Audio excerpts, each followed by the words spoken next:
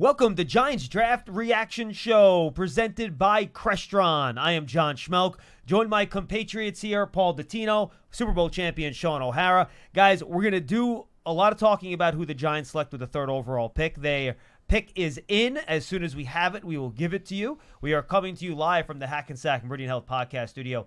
Keep getting better, and then we will take your calls at 201-939-4513 and get your reaction to whoever the Giants pick here with the third overall selection. We've already had some excitement tonight, boys. Cam Ward going one, that's chalk, but a humongous trade with the Jaguars moving from pick number 5 up to pick number 2 with the Browns. I won't get into all the details, but the theme of it, they give up their second-round pick this year. They swap 2 and 5, also giving the Browns their first-round pick next year, as the Browns clearly going into a little bit of a rebuild mode here, considering what happened with Deshaun Watson and trying to get future capital. But the Giants are up here at pick number 3. Shaun O'Hara, where is your head at right now? Well, look, I think when you're looking at right now with Hunter off the board, with Cam Ward as everybody expected, Abdul Carter right now as a game wrecker, I think that's who the Giants are locked in on. And I think when you look at what he brings to the table, he's a guy that you can't miss on. And the Giants do select Abdul Carter out of Penn State. They showed the edge player. They showed the Giants' war room. Once they saw Charlie Bowen in there, the Giants had the outside linebackers coach. That was a bit of a clue as to who they were going to pick.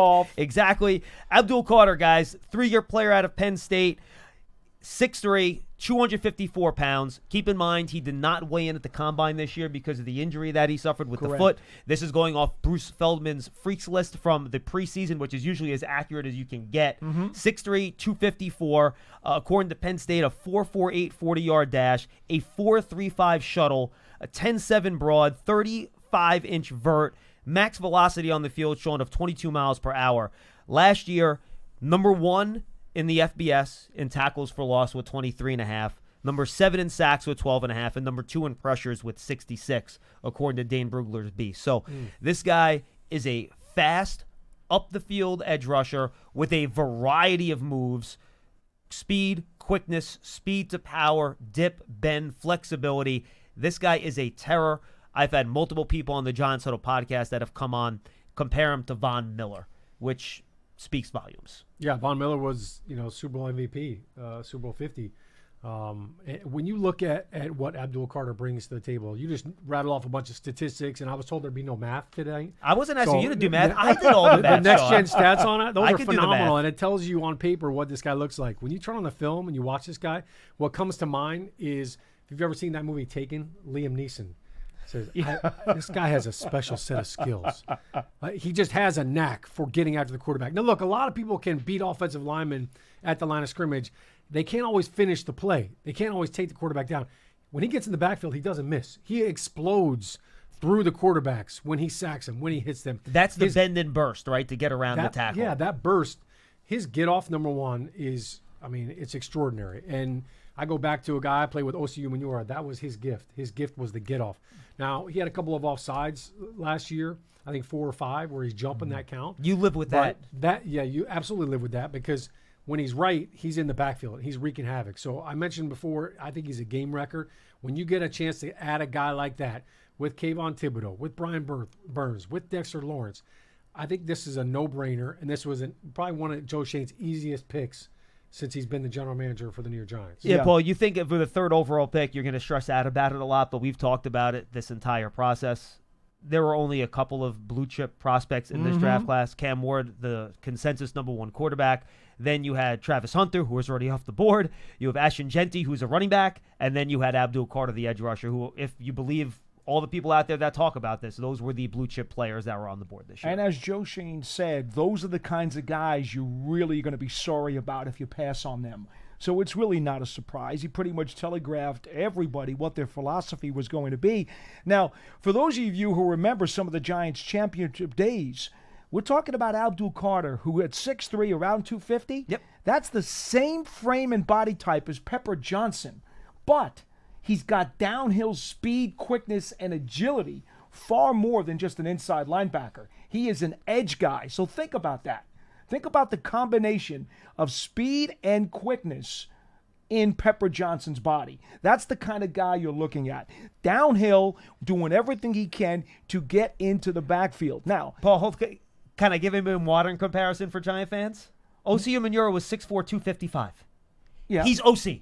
That's what he is. That's his play style, too. He's Osi Umenyiora. Except OC wasn't a linebacker. He was a defensive end, technically. But he played defensive end for Penn State with his hand in the dirt last year. I get it, but this guy's going to be a linebacker now.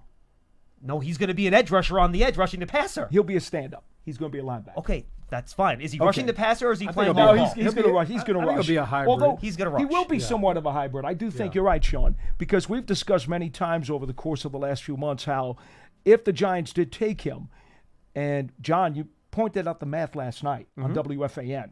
The truth is, 25% of the time, right? If Thibodeau is resting, 25% of the time Burns is resting. Well, that's 50% of the snaps right there. And then on top of that, there's going to be snaps when all three of them play because he's got 2 years of experience as an all-pro linebacker. So there's no reason why all three can't get on the field. I know some people were scared about that. It's not a problem. No, absolutely. Shane Bowen, look, we saw him earlier on in the building. Like, he's got to be ecstatic, right? Last year you trade and you get Brian Burns. Now you get this guy. Now it's Shane Bowen's opportunity to say, you've got this awesome gift. You've got this toy.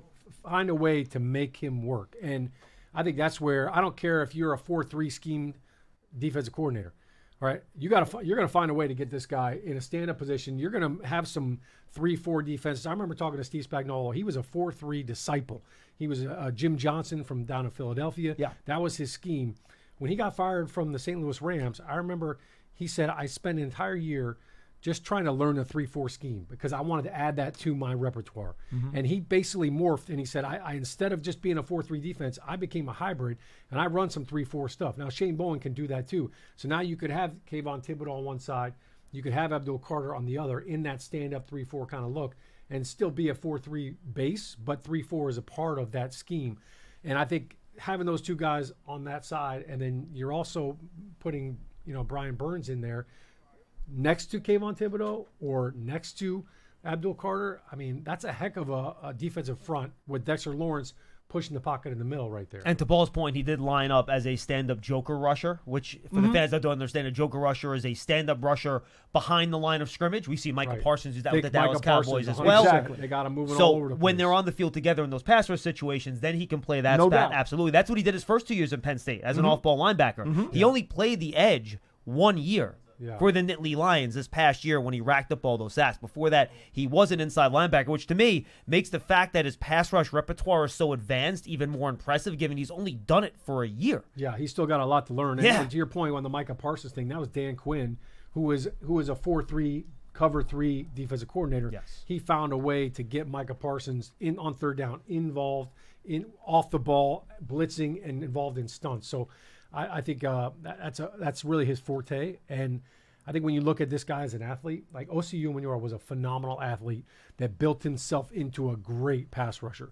This guy played wide receiver in high school, Abdul Carter. So and this guy can run. He can flat out run. I will say this. Give me a guy who's maybe a little bit lighter than you would like, but can fly, has grease lightning speed. I can always put weight on that guy. You can't always make a heavy guy faster. So it's very hard, too. I think that 100%. He's young. He's 21 years old. He's going to come in the league. He's going to bulk up, and he's going to be just fine. Yeah, and just try to block him, Dexter Lawrence, and Brian Burns, and Kayvon on the field at the same time. Who are you going to double team? Especially if very, you don't very know tough. which gap they're going to be shooting. All right. We're going to get to your calls in a second at 201-939-4513 right here on Giants Draft Reaction. Brought to you by Crestron. But first, we want to bring in the voice of the Giants, Bob Papa, who wants to give his take on the Giants selecting Abdul Carter. Of course, Bob, you've been talking about this pick a lot on your SiriusXM show and, of course, our Giant platforms as well. And Abdul Carter certainly fits the stereotype of a Giants pass rusher from yesteryear. This guy's going to be a heck of a defender. Yeah, when Jacksonville made that trade, I was thinking, would they draft? Did they move up to get Genty and add a running back to the mix? But, once I heard Travis Hunter's name, I was like, all right, Carter has got to be the pick. Look, the Giants need help in the pass rush game. Kayvon Thibodeau missed 5 games last year. It's not like he played in every game. And the more the merrier to the party. I mean, whether it was in the 80s with the linebackers and guys coming off the bench that could get to the quarterback, or in the 2000s, Sean's team in 2011, they were able to come in waves. And we saw Philadelphia win a Super Bowl doing it that way. teams that can get after the quarterback usually have a chance to win. So I think it was a great pick by the Giants. And, Bob, to your point, the Giants have built strength on strength before. They added Matthias Kiwanuka to a great pass rush before Super Bowl 42, then before Super Bowl 46. JPP. You had Jason Pierre-Paul. You brought up Justin Tuck. Adding to a strength in terms of pass rush, to your point, look at how the Eagles do it with their waves and waves of guys. And the Dallas Cowboys in the division, another team, they've done that too over the years, up front with their waves of pass rushers. It's a tried-and-true formula that works. Yeah, I mean, and adding competition to the room. I don't think Kayvon Thibodeau has produced to the level that you would have hoped as the number 5 overall pick. Not saying that he's not a good player, but, I'd still pick up his 5th-year option if I was the Giants, me too. because he hasn't been to any Pro Bowls, so his 5th-year option number, by way of people that produce on his level, is going to be cheap. So you might as well pick it up, and you'll worry about his extended deal or whatever you're going to do, or God forbid somebody gets hurt. Like, you'll worry about that down the road. And I think people are jumping to conclusions saying that if the Giants take Carter, the Giants will decline the 5th-year option of Thibodeau. From a dollars and cents standpoint, it makes sense to pick up that 5th-year option just on what his cost will be and what the market is for good edge rushers. And again, I think you can't have enough. He's played off the ball linebacker. He's an incredible athlete. And as Sean said, I was just listening to you guys before I came on, it's hard to get big guys to be able to run fast. But he's 21. Just human nature. He's going to put on some weight. He's going to fill out as he grows into a man.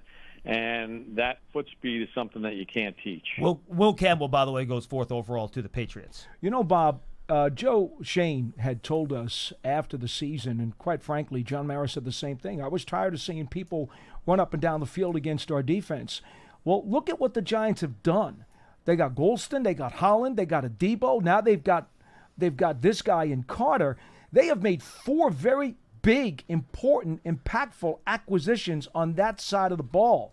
I'd say this Giants defense is looking a whole lot better than it did in January. Oh, yeah. I mean, it's good. Right now it's the strength of the team, because I'm not sure where we stand offensive line-wise, how much better it is. I think the quarterback will help.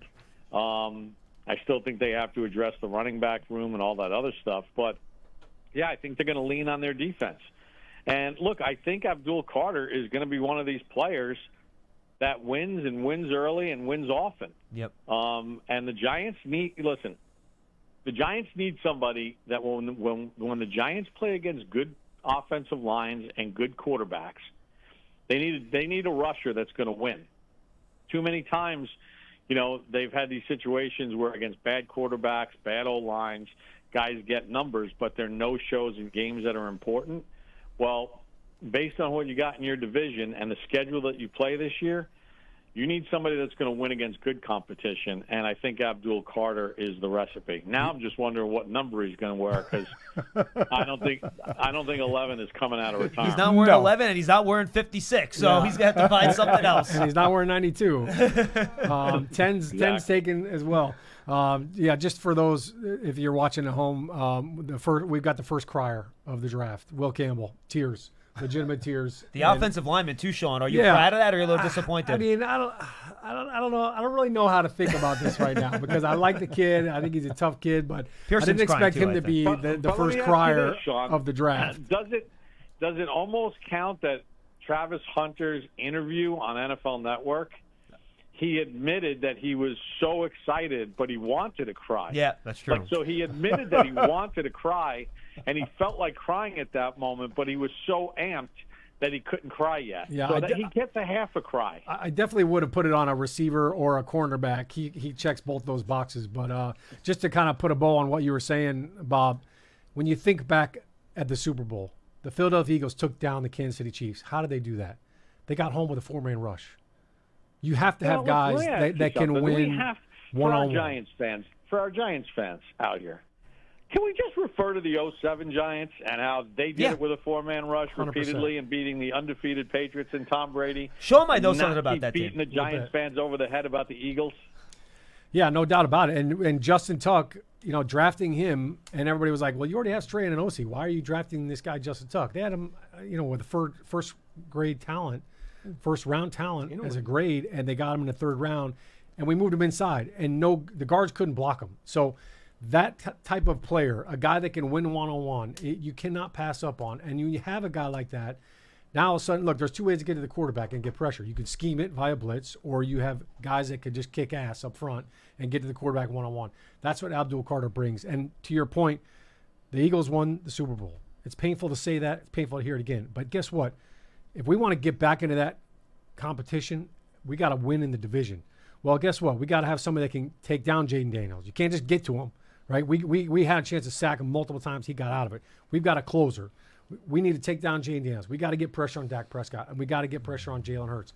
You want to win the division, you've got to get after those guys, and I think Abdul Carter fits that bill.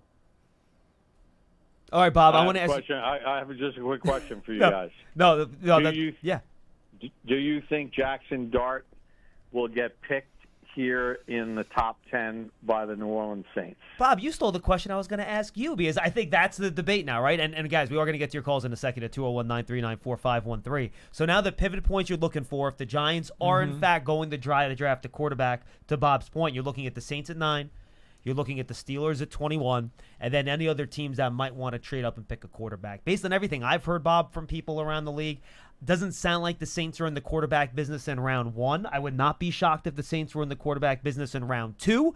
And then it's kind of a game of turkey, right, Bob, where you're trying to figure out, are the Browns going to move up? How far do you have to move up? Do you want to get ahead of the Steelers if they want the quarterback that you want? So this is now kind of almost like an espionage game for the Giants. They have to pull out their CIA tactics and try to figure out what these other teams are going to do, which will dictate how much of their draft asset pool they have to give up to move up to perhaps get one of these quarterbacks if they like one enough to move up to get them. Exactly. And if they believe that there's a quarterback that could be the franchise quarterback, you do everything you can to get ahead of Pittsburgh and jump back into the first round. And I believe that even if you had to surrender next year's first-round draft pick, I'm good with it, because you're probably going to be using that first-round draft pick next year on a quarterback in next year's class. So if you have a conviction about a guy, the heck with it. Go get him.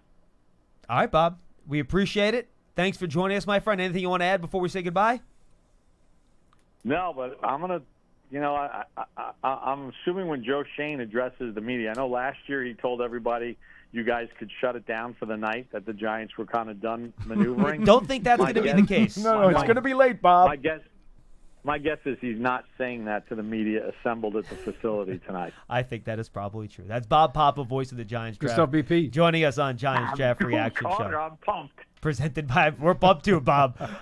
Presented by Crestron. I'm going to give Shaun a pass there. I've known him a long time for bringing up the Eagles last year. But one thing I know about Shaun, he hates talking about the 2007 Super Bowl team. He never brings them up ever in our conversations or in football comparisons. So you have to understand that's where he's coming from. The Birds? Is that what you're talking about? No, I'm talking about 2007? I'm making the joke. That's it. All right. I can't even remember what happened. What happened there? Exactly. All right, folks, let's get to the calls. 201-939-4513. The Browns got their pick in very quickly. They did not continue to trade back like we were considering that was an option to try to get up more draft capital. There were rumors teams wanted to trade up for Ashton Genty, who is still on the board now because after Will Campbell went to the Patriots at 4, Mason Graham, the defensive tackle out of Michigan, went to the Cleveland Browns at pick number 5. All right, let's get to the calls now at 201-939-4513. Let's go to Sosa in California. Sosa, you're up first here on the Giants Draft Reaction Show. What's up, Sosa? What's going on? How y'all doing today? We're good. Hi.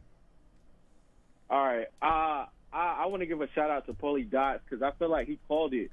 I feel like he called it because Jaguars, they traded up to go get Travis Hunter.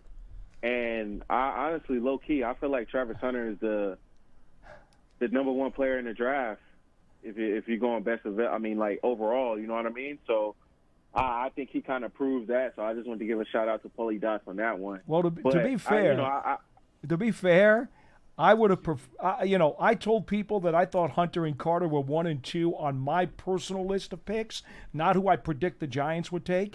And Hunter got taken, so Carter was the guy left. So that's kind of the way it fell into my lap, if you will. So what's your take on the take pick? a bow.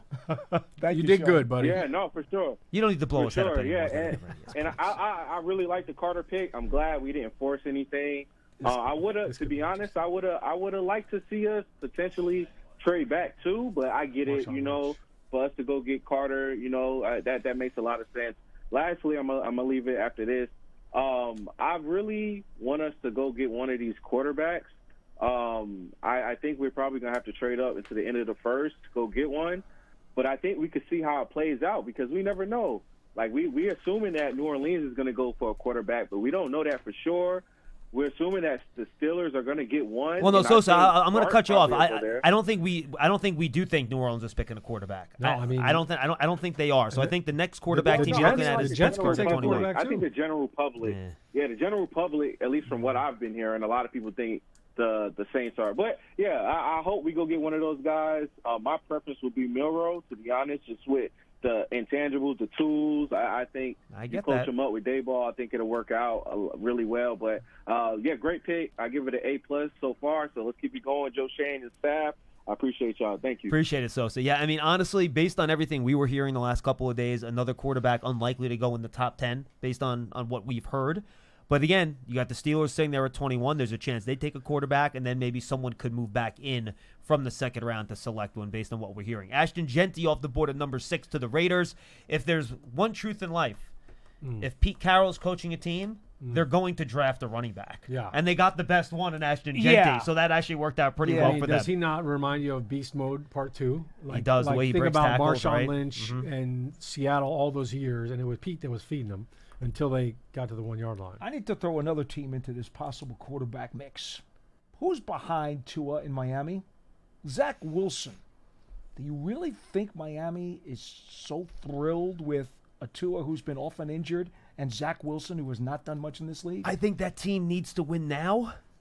I think they paid Tua a lot of money, and I think they need a lot of players because they're cap He's strapped. probably one hit away from retirement. I understand, but I don't think anyone you're drafting there's helping you right away anyway. So And I get the point. I just think that if you want to take a long shot, yeah, I think Miami might be on the fringe of that conversation. yeah, that connection really hasn't been made. They could surprise, I guess, but that connection I know. has not really been made. I said long shot. Yep, absolutely. All right, 201-939-4513. Let's go to Daniel in Edgewater. He's up next. Hi, Daniel. Man, our defense is back. I am so pumped up. We finally have a linebacker with speed and agility. You can put him in the middle. You can put him on the end. You can spy him. Oh, Sean, aren't you in love? I'm in love. I know you love linemen. I think it's great. Look, every time you're in MetLife Stadium, you see those banners hanging up. Every single one of those championship teams had a guy like Abdul Carter. At least one. Oh, it's crazy, And me and Sean go back to Rutgers, so I love Are Shaun you raw? O'Hara. What's that? Are you raw?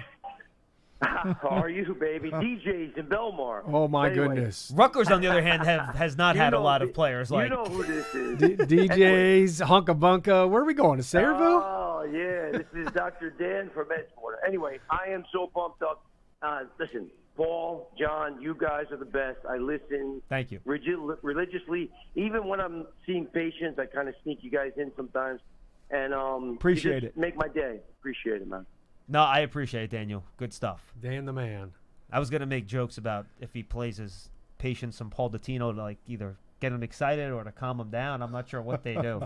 But They would probably play clips of me to get people out of a coma. yeah, that's actually not you're not Rise wrong and about walk. that.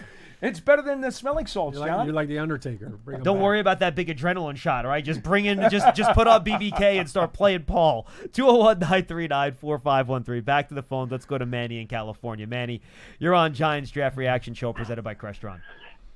John, you've done such a great job educating everybody and getting us ready for the draft. Thank you. Paul will remember about a month ago I went on a rant and said I was having a nightmare that we were going to end up with Aaron Rodgers and Shedeur Sanders. I So told you not that to worry, didn't didn't I? happen. Oh, I told you. You were worried too. Stop I mean, it. there was a small percentage of concern, that but was my nightmare. yeah. So now I have my new nightmare because of Cleveland trade. They've now got 2 second-round picks, and they can move up and get the quarterback that perhaps Joe Shane and Brian Dable want at almost any place, and I don't want us to be panicked that we give up this extra draft capital that we have to do it. I hope we can be lucky enough to get past whatever Cleveland does, and the Steelers, and hopefully only have to maybe use the later third round pick or a fourth round pick to move up just a couple of spots, or if they're gutsy enough to sit tight. No, Manny, I think you bring up a really good point, and appreciate the call. The Browns now do have a lot of ammunition. Yes, they do. If they really want a quarterback, they have a lot of picks. I need to look at their total pick number. I don't have it in front of me here, but they have a ton of picks. I know they reduced the number by a couple with that odd trade they made with the Texans earlier today, where they traded a couple of 6s for a 5 and a 7.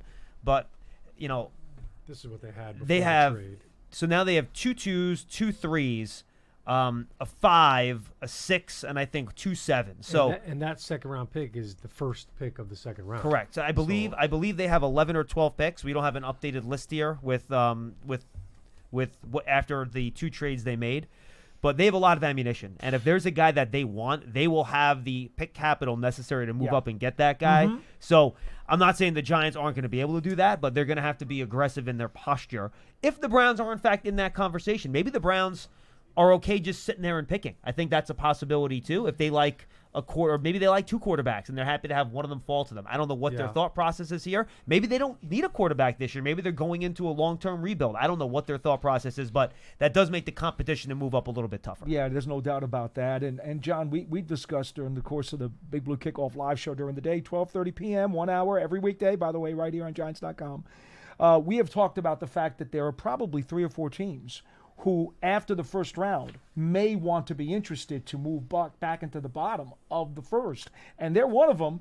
And now they've got, like you said, the capital to do it. And the teams to keep an eye on that might trade back. Daniel Jeremiah had the Seahawks in his final mock trading back. The Broncos, who are looking for a running back. This is a deep running back class. They could always talk about moving back, though Sean Payne's always been more of a move-up guy than a move-back guy when he was with the Saints. The Minnesota Vikings have very few picks at 24. They can move back.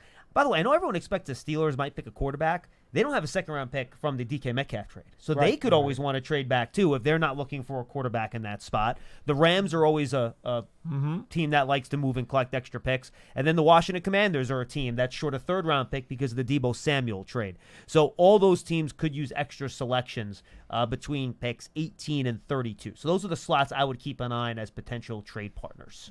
Yeah, going back to the Cleveland thing, they do have a lot of ammo. So they have the 33rd pick, which is the first pick of the second round. And then with that trade, they also got the 36th pick. So they've got 2 picks almost, within 4 picks of the draft. So, look, they could sit there and after the first round say, look, we got a shot at getting another stud quarterback in the second round and getting another player too. So, look, who knows where they have Shador out there, but even if it's like Tyler Shook or one of these other guys. Yeah, who knows who their second quarterback they is? They could end up just standing pat and not using any of that currency to move back up. But the Pittsburgh thing is a little bit interesting. I need to get to the calls here because we got to wrap up in a minute. Let's go to the phones at 201-939-4513. Let's go to Steven in Boulder. He's up first. Steven, what's going on, man? How are you guys? We're good. You do a great job, and I have a quick question. I know you're on time. Yeah, we're okay. So, well, first of all, Shaun, I thank you for your Super Bowls and a lot of enjoyment. When I lived in Syracuse, New York, I always enjoyed watching the Giants. And now I'm the Giant guy in Boulder, and here's my question. Kyle McCord was essentially thrown out of Ohio State, despite the fact he didn't look bad, and went to Syracuse with a lot less talent and really put that team on his shoulders and did tremendously. My question is, given the fact that none of these other quarterbacks are really sure things, and you're taking a chance anyway, what about either the late third-round pick, the later third-round pick, or the fourth for Kyle McCord? I know, Paul, you're a fan here, so I'll let you take this one. Like Thank you, president of the Kyle McCord fan club, I think he is the sleeper quarterback in this draft. I think 99 or 105 would be really good value there for him. And I'll be frank with you, he turned out better than Will Howard, but that's based on what happened this year. When he was at Ohio State, there were some things about him that weren't as good. He kind of busted out of that and polished it up with Syracuse. But I'm with you. I think he'd be a great sleeper quarterback later on in the draft. All right, Anthony in Florida will wrap us up. Anthony, what's up?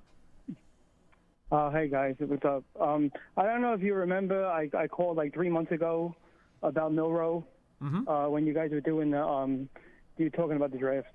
But so now, like, it's very realistic. So now I'm back on this that I think it's possible that it could happen tonight, maybe, even if they trade up.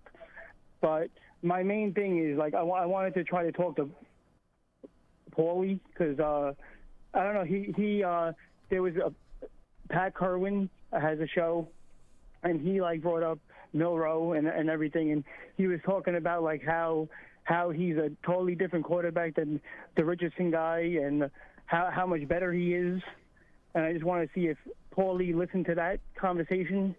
I did not hear that particular episode. I love Pat Kerwin on Sirius NFL Radio, but I did not hear that particular conversation. I think anybody who talked to us at the Combine, John and I were both out there for a week, pretty much told us that that's a guy who you can maybe get him on the field initially as a part-time gadget quarterback and do some things with him, but that he's going to need some long-term development. Which, of course, if you're the Giants, that should not be an impediment because you've got guys already who can play this year. So that's about the only thing I'll say there. But he's certainly more of a legs quarterback than he is a pocket guy. All right, each of you guys got about 20 seconds for final thoughts. Shaun. I think for the Giants right now, to get a guy like Abdul Carter and not have to move up to get him, not have to give anything up, I think this was a slam dunk with that third pick overall. Paul. They were assertive. They saw a guy. They felt strongly about him. They didn't play games. They didn't mess around. They just took the best guy on the board. How do you argue with that? And they got one of the few blue chip prospects in this class. It is hard to argue with that. And now they look ahead to the next pick at 34. Will they stick? Will they trade up? Will they take a quarterback? Will they pass on a quarterback? Where could they trade up? Well, stay tuned to all the Giants' social media platforms. We'll keep you updated throughout the draft. If they do move back up into the first round to make a selection, we will be back with you at some point. It might be right after the draft. If it's late, if it's a little bit earlier than that, we'll figure it out. Again, just stay tuned to our Twitter feeds, the Giants app, Giants YouTube channel. We'll go live again if the Giants do make another pick tonight at some point. The quarterbacks to keep an eye on, Jalen Milroe, Shedeur Sanders. I would say Tyler Shook's in that conversation, and, of course, Jackson Dart are the guys that have been mentioned by the draft community as potential options in that next group of quarterbacks. Who knows? The Giants could have somebody else in that mix. You don't know. You could also look for one of the other Giants' needs on the fronts, on the defense or the offensive line, or weapon on offense too. So a lot of things as possibilities for the Giants here, but they walk away with the third overall pick with one of the defensive stars in this draft, Abdul Carter, edge player out of Penn State. That's all the time we have for the Giants Draft Reaction Show presented by Crestron from the Hackensack Meridian Health Podcast Studio. Keep getting better. Once again, stay tuned if the Giants do trade back into round number one. We'll be with you again at some point tonight. Stay tuned to all of our platforms for that information. For Paul and Shaun, I'm John. Thanks for being with us. The Giants select Abdul Carter out of Penn State.